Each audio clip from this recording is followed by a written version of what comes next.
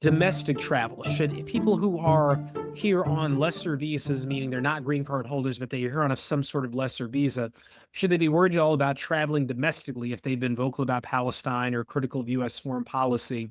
And then Puerto Rico.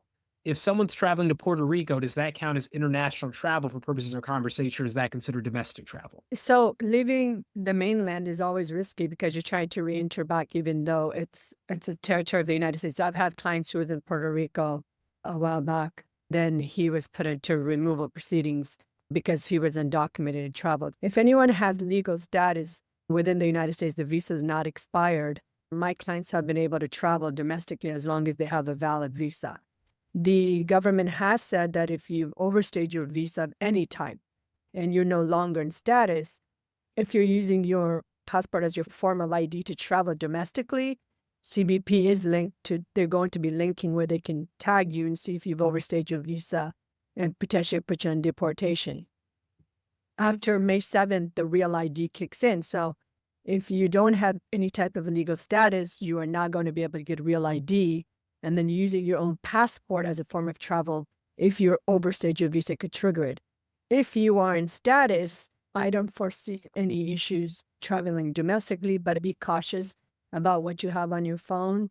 Maybe log out of your apps for the moment as you're doing it, just using caution, but not overly being fearful. Legally, Puerto Rico and Hawaii are considered domestic travel. You do not have to show a passport, even as a U.S. citizen, in order to travel there.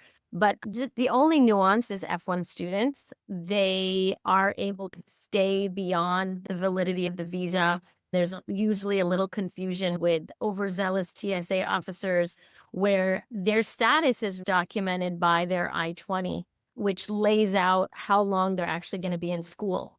So the unique thing about F1 students is the amount of time that they're allowed to stay here is the amount of time that they're actively in their program at school.